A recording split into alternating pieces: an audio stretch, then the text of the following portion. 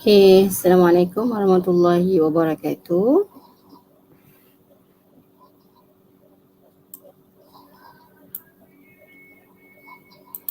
Okay, what we have to do today is we have to learn. Okay, our topic for today is actually accounting for accounts receivable, chapter 9. Okay.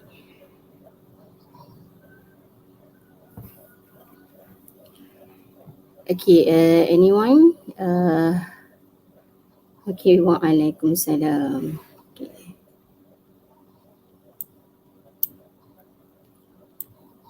Okay, Amni, good morning. Selamat pagi, Alan. Okay, Wan Ahmad Nazrul. Waalaikumsalam. Okay, so dengar suara medium. Okay, kalau dengar, okay, baru ada 12 orang ni. Okay, yang mana yang lain? Okay, Ainul Mardiah. Waalaikumsalam. Okay.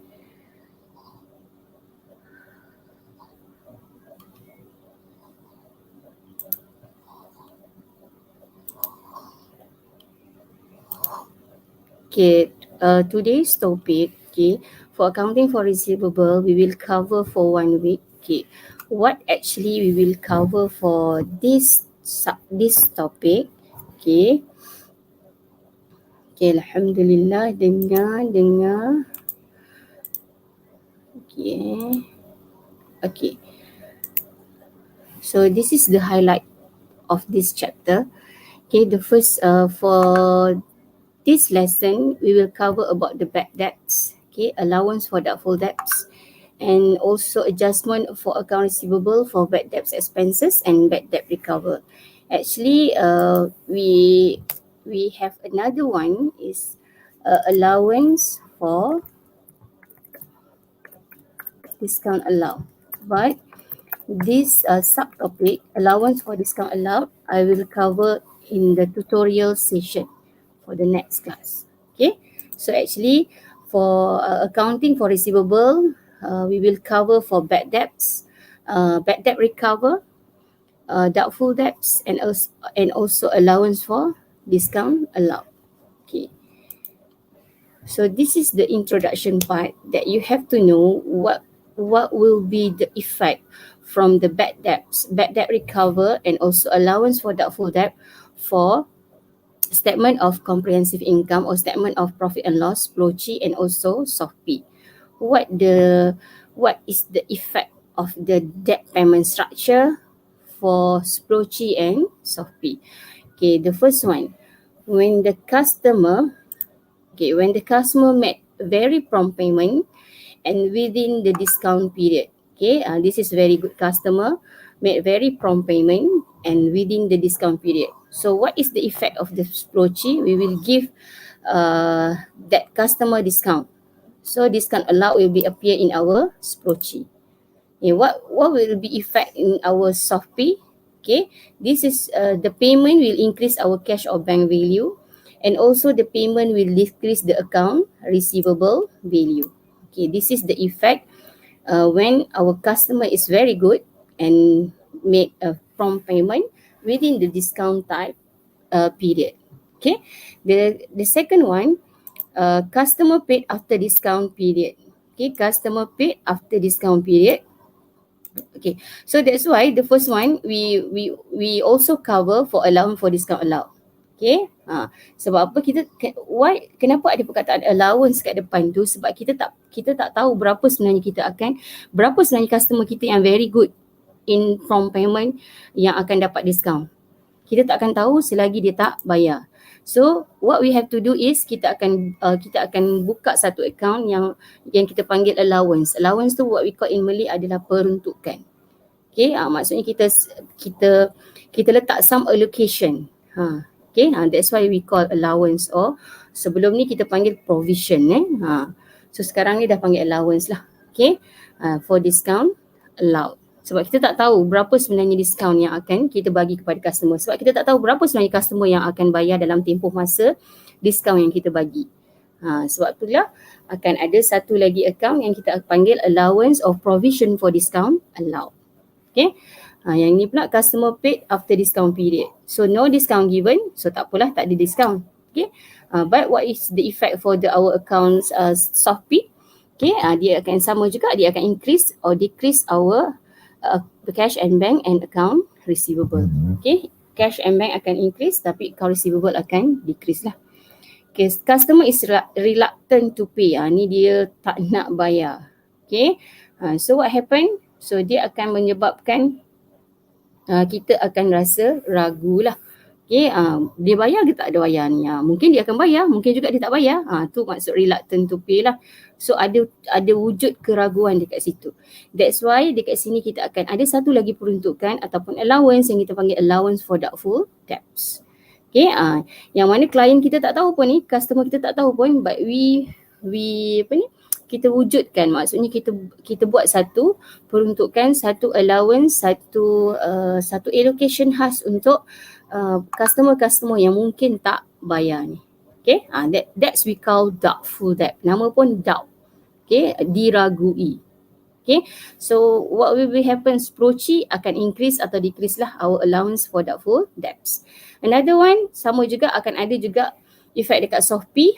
Ni berapa sebenarnya allowance for doubtful debts. Kalau kat sini tadi ada perkataan increase or decrease. Tengok betul-betul. Okay, yang ni ada perkataan increase and decrease. Okay, tapi dekat sini hanya allowance for doubtful debts. So ni sebenarnya baki awal dengan baki akhir lah. That's this topic. Sekejap lagi Madam akan ajar macam mana nak kira allowance for doubtful debts pada awal tahun dan pada akhir tahun.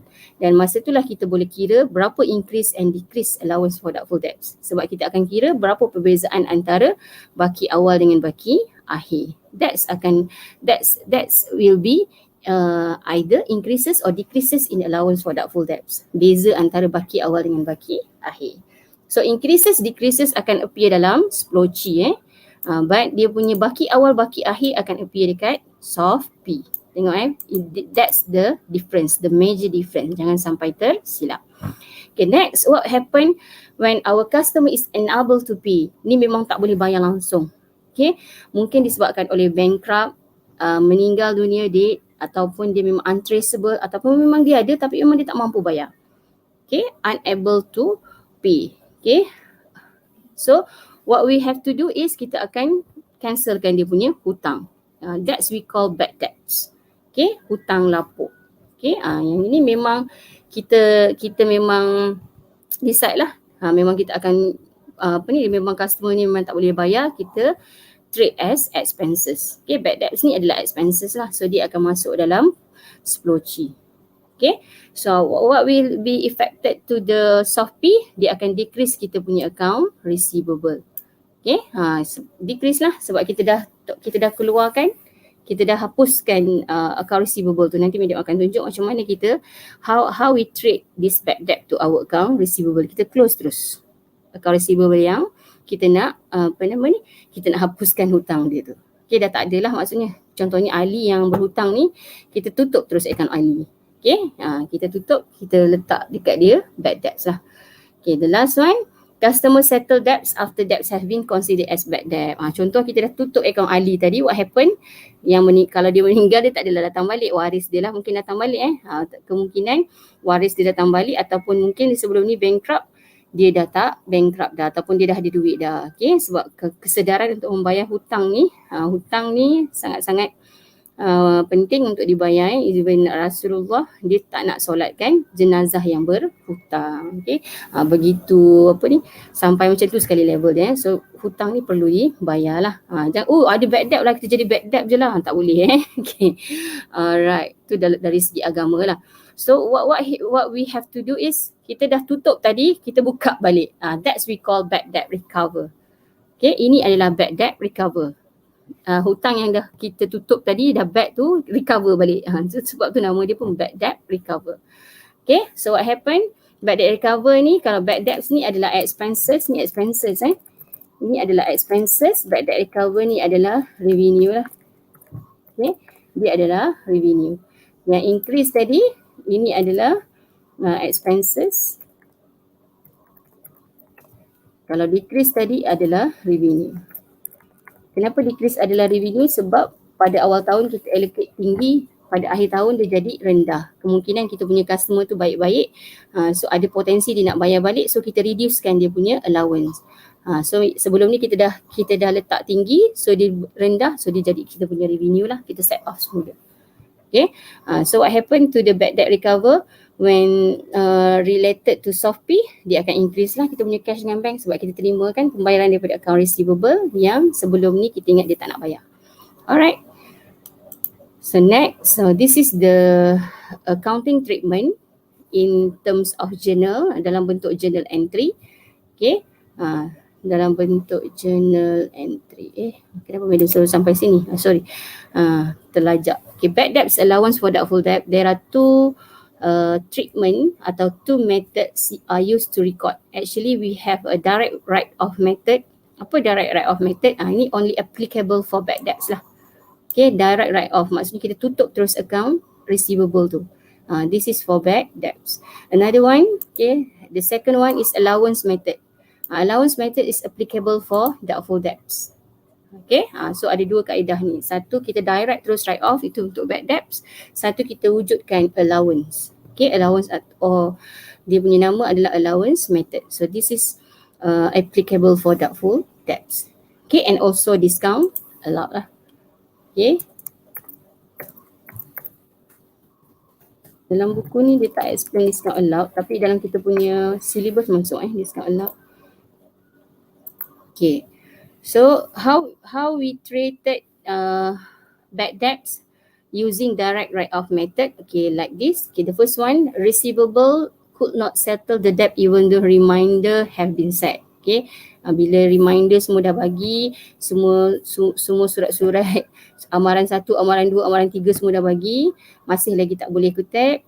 Okay, so the unrecoverable amount is known as bad debt. So kita akan declare dia sebagai bad debt. Okay, so that and must be deducted from the account.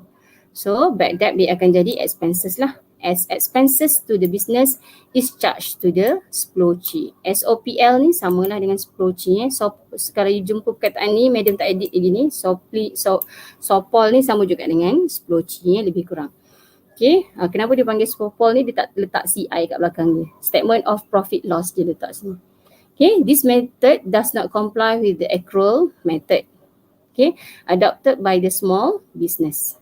Okay, kenapa dia kata dia tak comply dengan accrual method? Sebab accrual method dia rekodkan apa yang teraccrue, apa yang kita tak bayar lagi. Tapi bad debts ni walaupun dia tak comply dengan accrual method, tapi another one yang doubtful debts nanti dia akan comply dengan prudence method. Okay, conservatism. Okay, but for bad debts ni only adopted by small business. Kalau bisnes yang besar semua adopted, so nanti dia akan jadi expenses dia terlalu tinggi lah. So dikhawatiri nanti kalau expenses dia banyak sangat, nanti dia punya net profit akan rendah. Bila net profit rendah, what happen? Nanti dia akan bayar cukai rendah lah. Macam tu. Okay.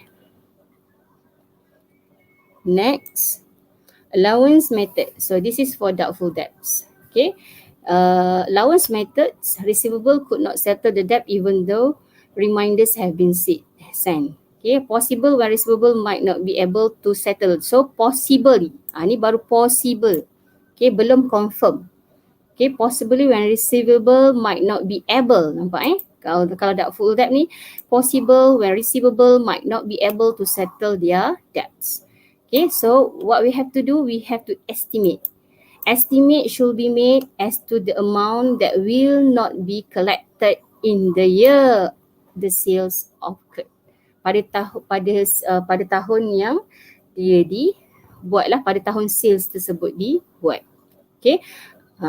So sebab itulah madam kata doubtful debts ni dia related kepada prudence. Prudence ni adalah amalan yang berhati-hati, yang mana kalau kita rasa kita tak boleh collect hutang tersebut ataupun mungkin ada jangkaan kerugian, and then kita buat allowance dia. Kita letak dia punya berapa expected losses tu. So doubtful debt ni sebenarnya adalah expected losses lah. Sebab kita tak boleh nak kutip. Kita bagi, maksudnya kita treated dia as expenses. Tapi dia belum lagi berlaku hanya satu jangkaan, estimation. So ni comply, dia selari dengan prudence concept. Okay. So estimation is known as allowance for doubtful debts, AFDD. Okay, estimation ni kita panggil allowance for doubtful debts. Yang ini yang how we calculate this allowance for doubtful debt or AFDD. Nanti you akan jumpa perkataan AFDD je sebab nak tulis allowance for doubtful debt ni panjang sangat. So what is AFDD? Adalah allowance for doubtful debts. Okay, so how to calculate? Method using the estimation of doubtful debts. Okay, percentage of account receivable method. Okay, so AFDD sama dengan total of account receivable net. Apa maksud net ni? Net ni selepas tolak dengan selepas tolak dengan bad debt. Account receivable ni tolak dengan bad debts. Tapi bad debts yang tak ada dalam maksudnya yang ada dalam additional information. Normally we are given the trial balance. Okay, dalam trial balance tu dah ada siap-siap account receivable, lepas tu ada bad debts. Tu account receivable yang ada bad debts dekat trial balance, bad debts tu memang dah tolak siap-siap dengan account receivable. Tapi kalau ada lagi bad debts yang dalam additional information, tu kita kena tolakkan daripada account receivable. Okay, so this knowledge, this information ataupun apa yang you belajar hari ni, you akan apply sampailah hujung, sampai kita buat worksheet nanti. Financial statement kita ada additional, kita akan ada buat adjustment on financial statement. You have to apply this knowledge also. Jangan sampai lupa lah. Sama juga sampai next second semester pun akan ada nanti FA2. Okay, so dia punya formula untuk FDD ni adalah percentage.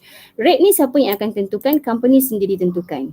Sama ada 1% ke 2% ke, bergantung kepada previous punya collection. Kalau previous punya collection 98% dapat berjaya di collect. So 2% saja yang bad debt. So dia akan buat doubtful debt tu adalah 2%. Bergantung kepada company. Tapi biasanya kalau company tengok okey je account receivable ni, bayar je, kan dia reducekan pula daripada 2% dia reduce kepada 1%. Tapi kalau tengok pandemik COVID-19 je, ramai je yang gulung tikar ni, mesti kita punya account receivable ni tak boleh bayar ni, naik sampai 5%. Sebab itulah akan wujudnya baki awal dengan baki akhir tu tak sama. Kemungkinan berkurang, kemungkinan bertambah. Apa disebabkan oleh berkurang dengan bertambah tu? Disebabkan oleh mungkin adjustment of rate dia ni, rate percentage tu, ataupun jumlah account receivable tu yang berubah lah. Okay. Alright, any questions so far? Ada soalan? Setakat ni faham? Madam nak tengok dekat komen ni. Faham. Faham. Ni pukul 8 punya tadi ni. Ada soalan nak tanya sebelum Madam masuk dekat part calculation. 27 je, mana yang lain? Calculation ni dia dah sampai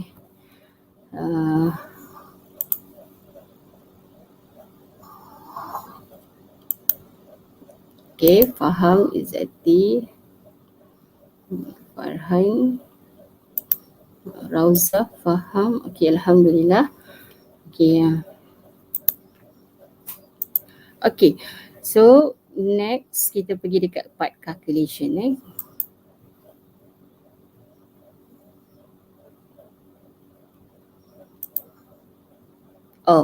Ni sambung lagi dekat allowance method continue. Estimation is important because debt cannot be collected within 1 year.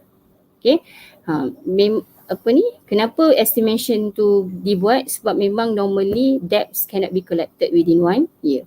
Biasanya dia prolong lah lebih daripada 1 tahun. Debt should not be considered as current asset. Okay, account receivable to be reduced by deducting the allowance for doubtful debt. So ini nanti kita punya appearance dekat soft P. Apa yang akan berlaku adalah account receivable tu nanti kita akan tolak dengan allowance for doubtful debt. Okay, so kita nak memberi gambaran soft P kita yang sebenar hanya adalah account receivables. Aset kita sebenarnya adalah aset yang berjaya, yang maksudnya yang bersih lah, yang kita dah keluarkan siap-siap daripada berapa allowance yang kemungkinan tak dapat dikutip tu. Sebab account receivable adalah current asset. Tapi bila hutang yang tak boleh bayar ni, yang kita wujudkan peruntukan tak boleh bayar ni, it's not be considered as current asset. Sebab tu dikeluarkan. Sebab tu dalam Shopee tu account receivable tu kena tolak dulu dengan allowance for doubtful debt. Sebab allowance for doubtful debt ni kita kena keluarkan daripada account receivable yang bersih lah. Okay. So this method is in line with the accrual concept. Kat sini dia dah in line dengan accrual concept. Right. Okay. So accounting treatment. Okay. This is journal entry yang madam dah lajak tadi. Ni adalah journal entry untuk allowance methods and also direct write-off method. Bila increase in AFDD, okay, apa dia punya journal entry, kita akan debitkan doubtful debts, creditkan allowance for doubtful debts. Okay, hujung pada akhir tahun, so kita akan close account allowance for doubtful debts. So apa yang kita buat, debit 10C, credit doubtful debts. Okay, ni madam akan tunjukkan dalam T account lebih clear nanti. So ini bila berlaku increase. Bila increase apa kita tengok apa beza dia? Dia punya debit doubtful debt. Okay, tu kalau increase. Kalau decrease, what happen? Dia akan credit doubtful debts. Sebab apa? Dia berlaku pengurangan. Nanti kita akan tengok macam mana dia berlaku pengurangan tu. Okay, macam mana pula berlaku peningkatan. Okay. So for bad debts written off, ni dia akan guna kaedah direct write off. Ni senang je. Normally yang kat sini student boleh jawab akan dapat full mark bad debts written off kecuali dia terbalik. Terbalik tu tak tahu lah apa yang dia faham. Okay, nanti tengok memang sangat simple. So bad debts ni kita tutup terus account receivable. So how to close account receivable? Kita akan creditkan account receivable, creditkan account receivable, kita akan debitkan bad debts. Lepas tu kita close account bad debts, bawa ke 10C lah. Alright. Okay.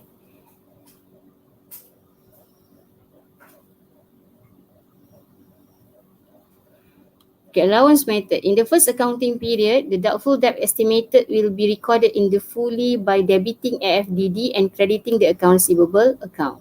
Ni untuk accounts yang pertama lah, allowance method. Kita akan rekodkan berapa yang kita estimated tu full berapa lah yang pertama kali tu. So sebab pertama kali tu dia start dengan zero. Tahun lepas tak ada, kosong. Okay. So bila kita calculate yang pertama, dia akan jadi full debiting by the AFDD. Itu maksudnya full debiting. So debit terus, maksudnya dia akan increase. Okay, debit terus allowance for doubtful debts. Akan crediting the account receivable. Tapi in the next accounting period, the following record only the increases. Tapi bila dah sampai ke next accounting period, kita akan record only the increases and decreases saja. Tu yang kat sini yang madam kata, we have to calculate berapa dia punya balance BD, berapa dia punya baki awal dia dan berapa dia punya baki akhir dia. Okay, kalau kita calculate, so baki awal dia 10,000. Okay, baki awal dia 10,000, baki akhir dia 12,000. So what happen? Dia berlaku peningkatan. So ini adalah increase in AFDD lah. Ni maksud ayat dalam the second one. Tapi kalau berlaku pengurangan, contohnya tahun depannya pula 12,000 baki awal. Okay, 12,000 baki awal. Ni contohnya ni adalah 2020. Yang ini adalah 2021. Hujung tahun 2021 nanti tengok, baki CD dia berkurang balik. Berkurang kepada contohnya 9,000. So what happen? Ini adalah decrease lah. Decrease in allowance for doubtful debts. So kita kena calculate dulu berapa. Yang ini akan kita rekodkan sebagai expenses dalam 10C. Yang decrease ni kita akan rekodkan sebagai revenue. Okay. Kenapa revenue madam? Sebab kita dah rekodkan expenses terlebih sebelum ni. So kita set off, kita pergi dekat revenue. Macam bad debt recover. Bad debt kita expenses, tapi bila dia datang balik bayar, kita jadi revenue lah sebab kita dah set off dia sebelum ni sebagai expenses. Okay, so bila dia datang balik tu kita anggap sebagai rezeki. Ni dia bad debt recover. Okay, bad debt recover, payment received from receivable whose account has been written off as bad debt. Sebelum ni kita dah tutup dia sebagai bad debt. Bad debt ni adalah expenses. Kita dah declare dah expenses, maksudnya kita dah tutup dah account receivable tu. Tiba-tiba dia datang balik. So bila dia datang balik tu, itulah kita panggil bad debt recover. Eh.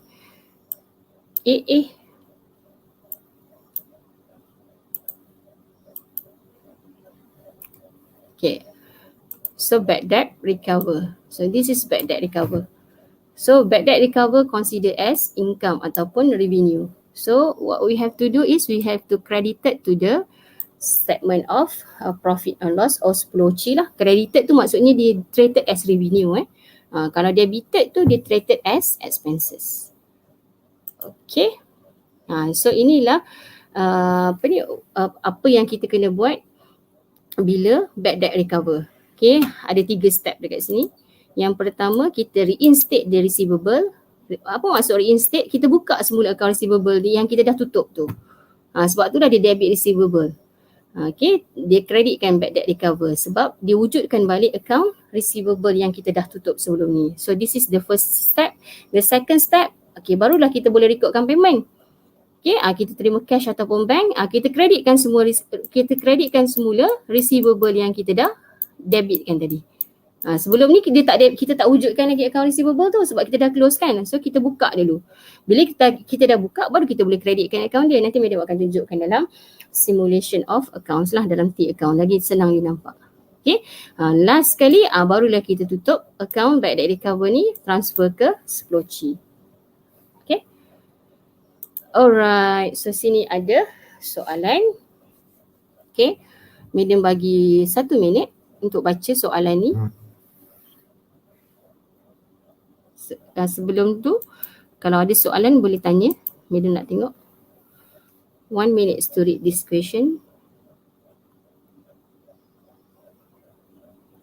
Tengok betul-betul which one is bad debt, which one is bad debt recover.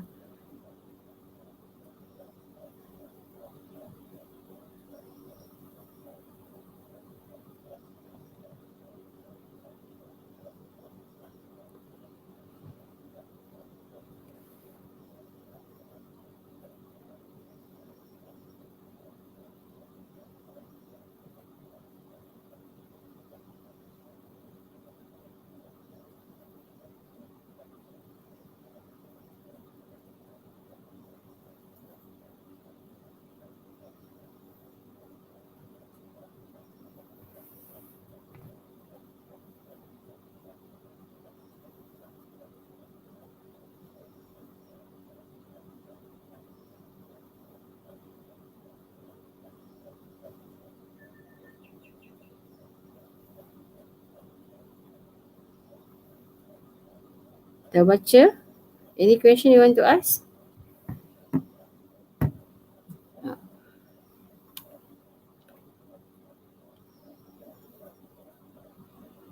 Kalau tak ada, madam proceed Okay. So this is the question. Okay. You are given the extract of statement of financial position. Okay. So apa yang ada dalam extract of financial position, you are given the account receivable. Okay. Account receivable. So ini akan jadi baki awal dia. Okay, balance BD untuk tahun 2016. Confirm dia akan suruh you calculate untuk tahun 2016. Lebih kurang macam accrual and prepayment.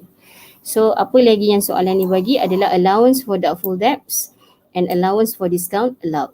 Okay, allowance for doubtful debts 900, allowance for discount allowed 1,500. So ini semua ni adalah baki awal, balance BD.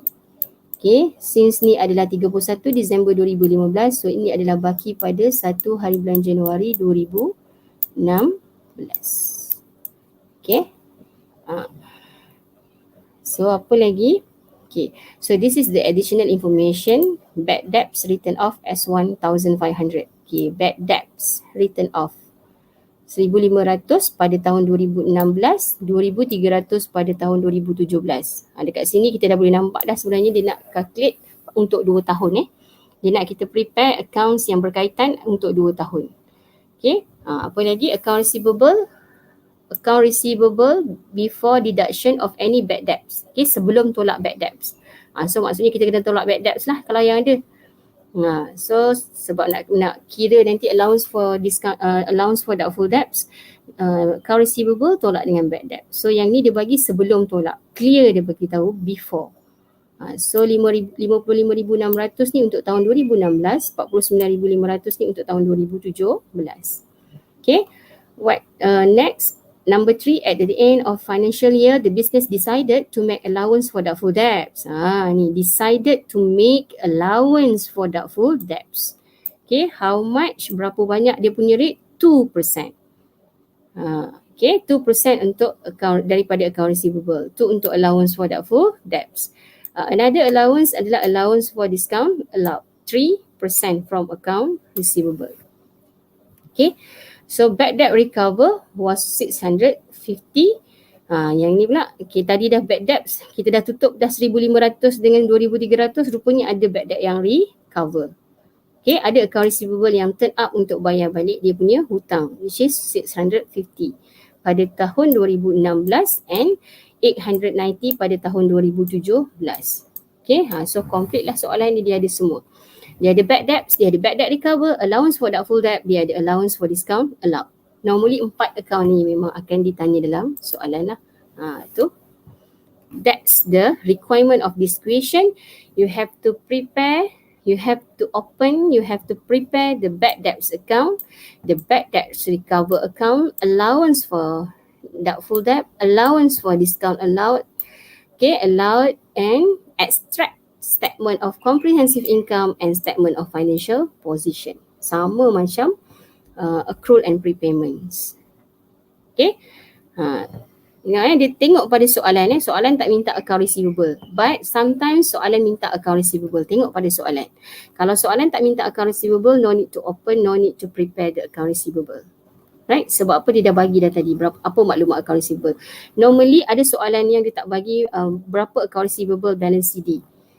That's we have to open the account receivable. That's we have to prepare the account receivable account. Sebab kalau kita tak prepare account receivable account, kita tak boleh nak calculate berapa balance CD dia. And of course we cannot calculate C dengan D ni. Okay. So hari ni kita buat soalan yang simple dulu, yang mana account receivable is already given. Okay, ini sebenarnya soalan madam letak sebelah-sebelah supaya senang nampak. Okay. Okay. So first sekali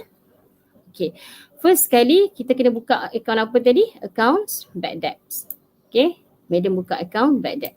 Tapi sekarang ni madam tunjukkan juga account receivable sebab nak you faham. So sekarang ni sebenarnya kita kena buka account bad debt saja. Okay, so kalau tengok dekat sini, bad debts ni, berapa bad debts? 1,000, mana tadi? 1,500. Ni adalah bad debt. 1,500 pada tahun 2016. Okay. So hutang lapuk yang kita iktiraf sebagai bad ni, ataupun hutang yang kita iktiraf sebagai bad ni, debts yang kita declare as bad ni adalah dia dah ada dah dalam account receivable. Contohnya Ali lah. Okay, ni adalah account Ali. So berapa baki hutang Ali dengan kita? Ni dia dah ada dah dalam account. Okay, 1,500. So bila kita decide untuk hapuskan Ali punya hutang, what we have to do, kita pergi dekat account Ali ni, kita akan kreditkan account dia. Ni as bad debt. Kita kreditkan. Okay. So ingat lagi as apa nama ni?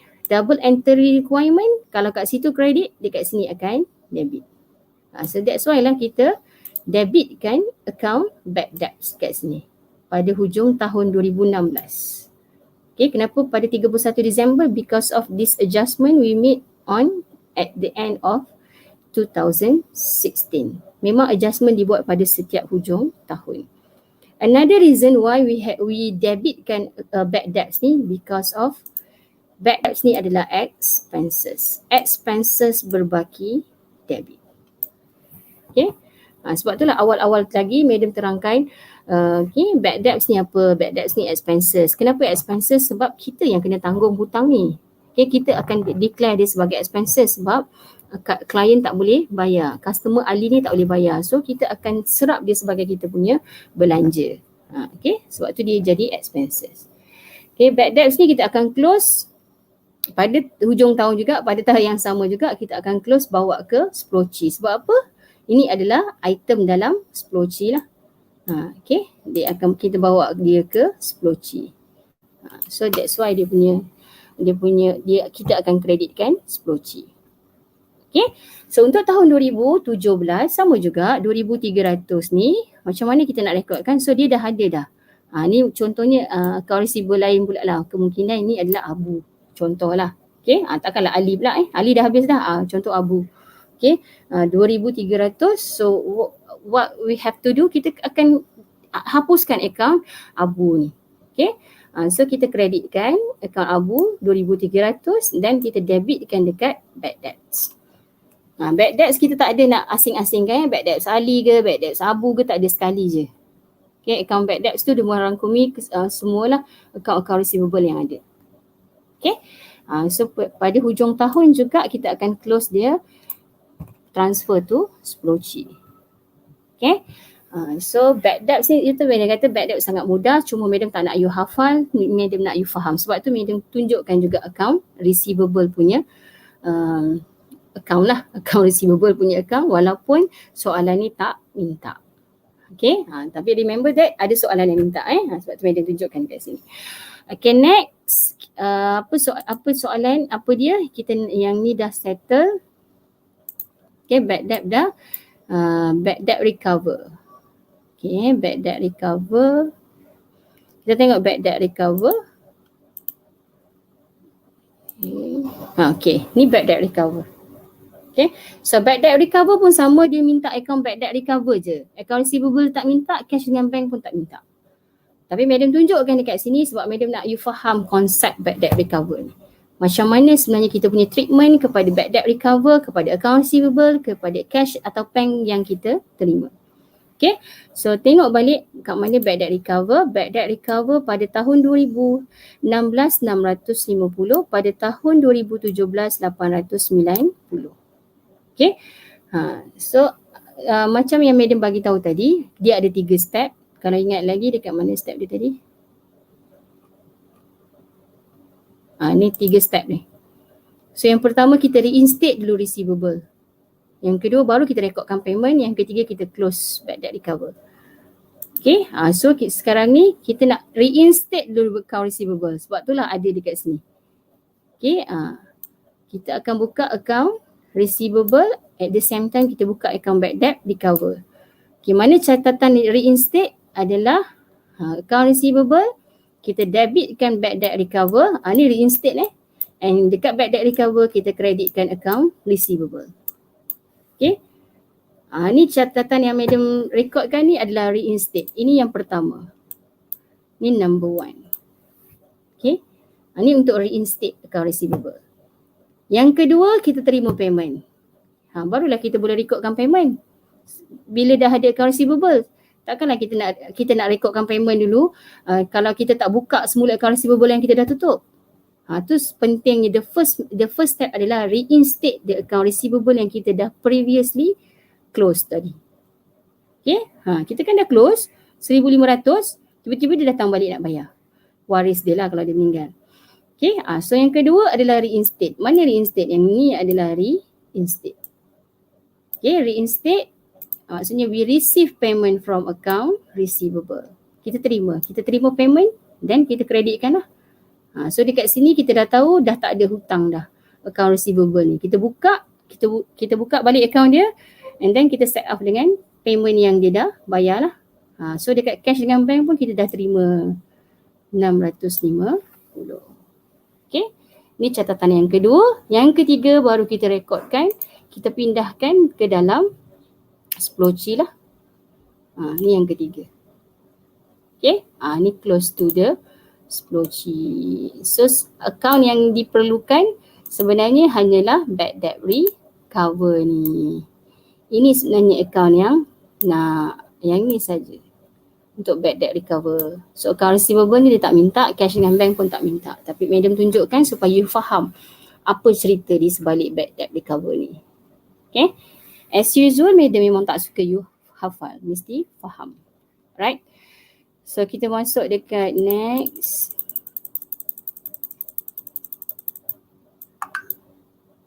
Any question so far you want to ask?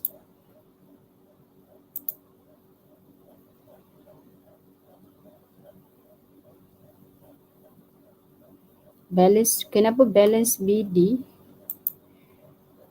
Balance BD account receivable. Kan madam tunjuk Ali je. Kita kan ada banyak account receivable. Yang ini kita nak set off kan. Ini madam tunjukkan yang kita nak set off kan. Kita nak kita asingkan. Account receivable nanti dekat semester 2 nanti you akan belajar account kawalan penghutang. Okay. Yang control account. Control account sebelum tu kan account receivable tu kan dia pecah-pecah. Account receivable Ali, account receivable Abu, account receivable Ahmad, semua A. Account receivable Alan. So sekarang ni bukan semua account receivable tak bayar. Only one. Sebab tu madam nak tunjukkan tadi kita nak hapuskan account Ali sebab Ali seorang je yang tak bayar. Okay, lepas tu nanti baru kita masukkan di dalam satu account receivable yang sama. That's we call control account. Okay, combination of semua sekali account receivable. Tadi madam tunjukkan kenapa balance BD dia 1,500 sebab itu hanya related tu Ali punya hutang lah. Okay. Okay.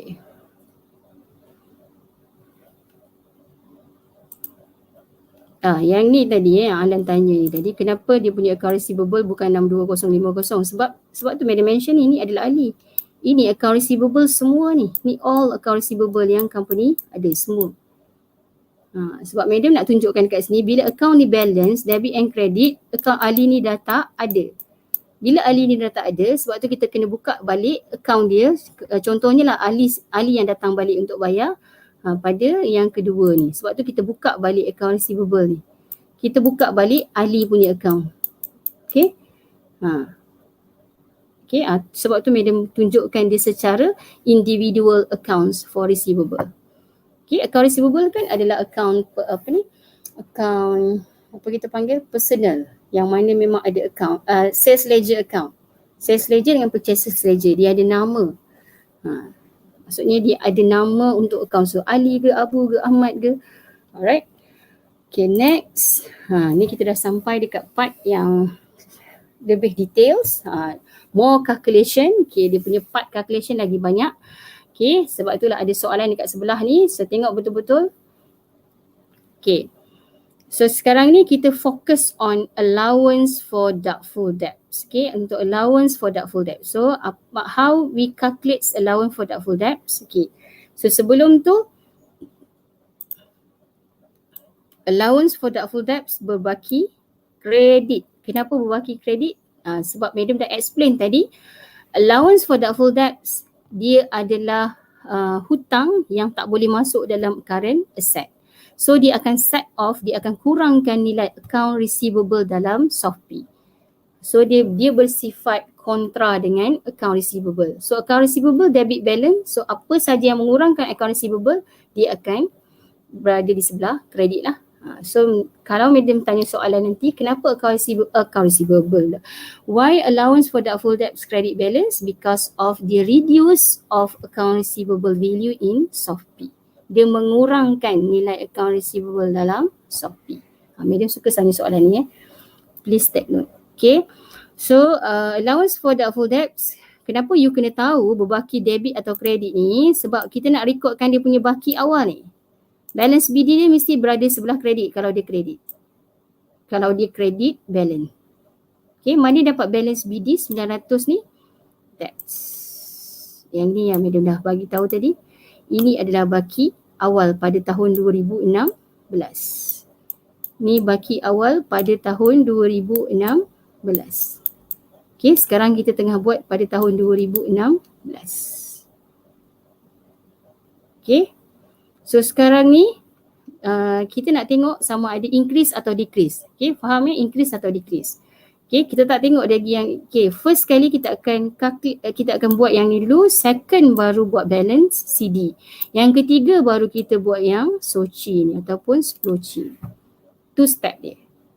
Okay, so sekarang ni macam mana nak buat step yang kedua ni, tengok working one. Kat mana working one? Kat sini. Okay, macam mana nak calculate allowance for doubtful debts? Macam mana nak calculate allowance for doubtful debts? Okay, kita ada rate.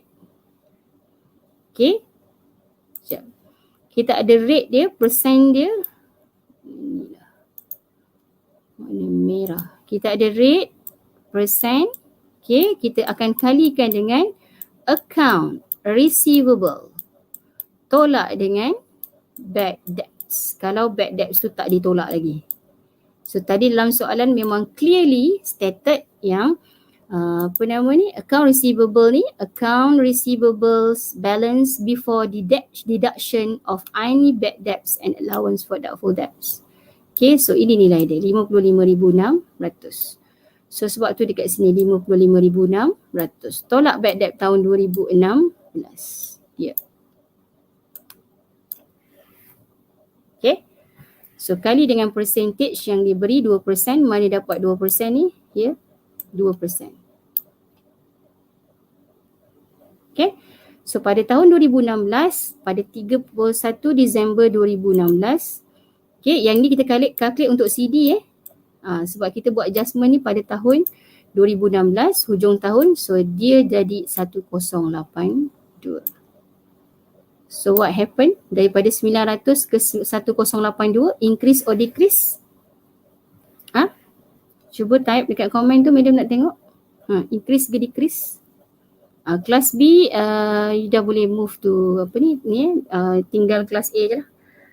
Nanti boleh tengok balik recording ni. Okay. Ada soalan? Ada soalan, madam tanya. Increase ke decrease sekarang ni?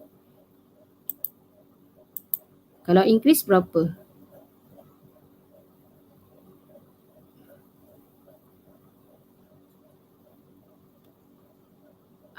Decrease. Kecuali Alan. Kenapa decrease? Kan 900. Daripada 900 pergi ke 1082. Kenapa decrease? Suara medium pecah-pecah. Kenapa decrease? Baki awal dia 900. Okay, baki akhir dia adalah 1082. Increase pula. Increase. Naik dia meningkat. Increase 182 ni Adriana. Dia dah kirakan. Okay, increase 182. Increase.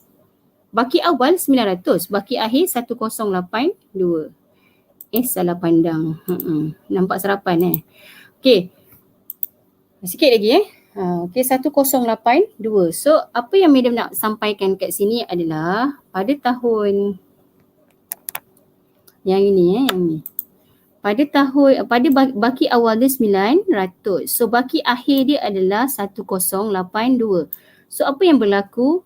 Increase, peningkatan. Okay, peningkatan sebanyak RM182. So, bila peningkatan kita akan post sebelah kredit. Kredit baki dia. Increase kita akan post sebelah kredit. Sebab kita nak meningkatkan lagi allowance for doubtful debts tu. Okay. Nampak? So step dia, madam ulang balik kat sini number 1. Number 2 kira dulu number 1 rekodkan baki awal. Number 2 kira berapa baki akhir. Number 3 baru tengok berapa increasement, berapa decrease. Okay. Kalau increase letak sebelah kredit. Kalau decrease letak sebelah debit. Okay, sekarang ni kita tengok pula tahun yang kedua. Okay, sebelum tu jangan lupa yang balance CD ni kita akan bawa ke tahun hadapan sebagai balance BD lah. So ni adalah baki awal yang baru 1082. Okay, 1082 ini adalah step yang keempat. Okay, step yang kelima kita kira pula berapa dia punya balance CD untuk tahun 2017. Macam mana nak kira? Tengok working tu. Tengok working tu. Okay. So sama juga 2% kali dengan account receivable. Account receivable pada tahun yang 2017 adalah 49,500. Okay, tolak bad debts untuk tahun 2017, 2,300. Okay, so berapa dia punya allowance for doubtful debt? 944. So that's why kat sini 944. Apa berlaku? Kalau kat sini daripada 1082 pergi 944. Ni increase atau decrease? 1082 awal tahun, akhir tahun dia 944. So ini decrease. Ini menurun. Sebab itulah decrease berada di sebelah debit. Okay. Berapa decrease dia? Tolakkanlah 1082 tolak 944. So dapat 138. Okay. So decrease ni akan kita rekodkan sekat sebelah revenue nanti. Decrease ni adalah revenue. Increase tadi expenses. Okay. Nampak tak? Okay. Sikit lagi sebab allowance for discount allowed. Kalau you faham allowance for doubtful debt, sangat mudah untuk you faham allowance for discount allowed. Dia lebih kurang. Cuma kita tak boleh buat allowance for discount allowed dulu sebab kita kena buat allowance for doubtful debt dulu. Okay. So next, apa yang soalan ni minta adalah extract. Okay. Ni kita akan buat untuk kelas A esok. Okay. Untuk kelas A ni adalah esok, untuk kelas B hari Rabu lah. Okay. So sekarang ni Madam nak tunjukkan extract. Boleh tunjuk extract untuk bad debt recover and allowance for doubtful debt. So apa dia extract? Inilah extract. Okay. Tengok balik macam biasa, revenue kita ada decrease in AFDD 138 dekat revenue. Okay, mana increase in AFDD ni? 138 ni kan revenue ni 138. Madam tukar warna pink lah. Okay, 138. Okay, lepas tu apa, ada bad debt recover tadi. So ada bad debt recover. Dekat sini bad debt recover. Sploci 650. Sploci 890. So dekat sini bad debt recover 650 890. Bad debt recovery revenue. And then we have expenses bad debt. Bad debt 1,500 dengan 2,300. Kat mana bad debt? Kat sini tadi bad debt. Ni yang kita transfer kat Sploci 1,500 2016, 2,300 for 2017. Okay. And then increase in AFDD 182. Mana dapat increase in AFDD 182? Ni. 182. Increase in AFDD. Decrease tadi sebelah revenue. Ni. Okay. Last kali adalah kita nak rekodkan soft P. So tengok soft P. Berapa dia punya account receivable? Tengok ni tadi kan account receivable dia. Account receivable. Tapi ni sebelum tolak bad debts. Kita kena tolak dengan bad debts. Berapa bad debt ni? 1,500 dengan 2,300. Ikut tahun. Okay. Barulah tolak dengan allowance for doubtful debts. Okay, tengok Hyrule Enterprise untuk soft P. Untuk soft P account receivable dia macam mana dia calculate? 55,600 tolak 1,500 bad debt. Dapat 54,100. Dia tolak siap-siap bad debts. Okay. Untuk tahun yang ke 2017, 4,950, 49,500 minus 2,300 dapat 47,200. Okay. So tolak dengan AFDD. Okay, ni ambil daripada mana? Tengok betul-betul mana Madam dapat 1082 ni. Okay, ini adalah balance CD. Ni. Balance CD pada tahun 2016 yang ni. Warna apalah Madam nak ambil lagi. Warna orange. Ni. Tak nampak terus warna orange lah. Okay. Orange colour ni. Balance BD. Tak nampak terus ni. Padam. Okay. Kita ambil warna kuning. Kuning nampak kot. Okay. Ni. 1082. Okay, dia tahun 2016. Tengok tahun 2017. Ni dia punya balance CD dia. Okay, 944. Okay, tu yang bawa ke sini. So 1082 ni 944. Okay, warna kuning nanti kan confuse pula. Ni. Ambil balance BD ni adalah kita ambil balance CD, sorry. Ini adalah balance CD. Ni ambil balance CD. Ambil balance CD dekat account allowance for doubtful debts. Okay, dia sepatutnya kita kena totalkan, tapi madam tak totalkan dulu kat sini. Sebab apa? Sebab ada lagi satu yang kita akan tolak esok, lusa. Kita akan tolak allowance for discount allowed. Barulah kita boleh totalkan. Okay, so that's all. Any question you want to ask?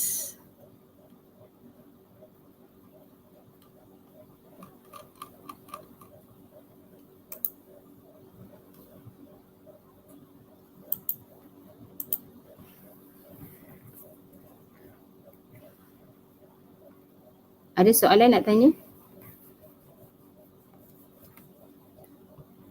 Thank you. Oh, Aiman Firdaus ni thank you sebab apa? Dah pergi kelas sebelah.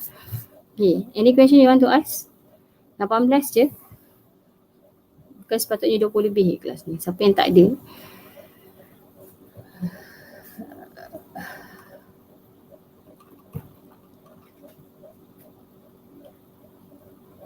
Medium dah makan.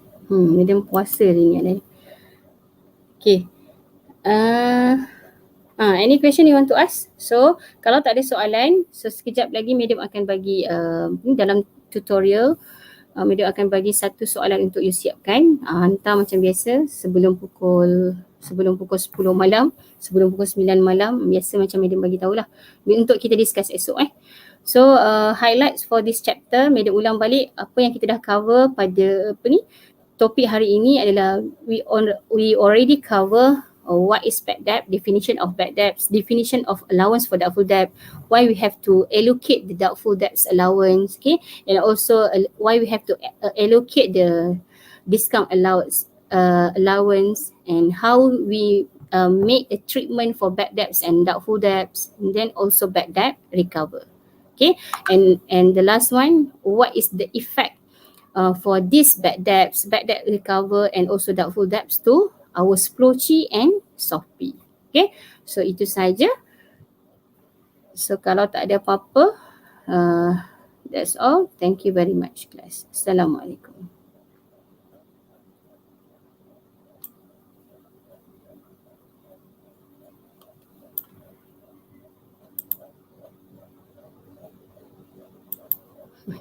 Banyak kali ni madam puasa. Okay.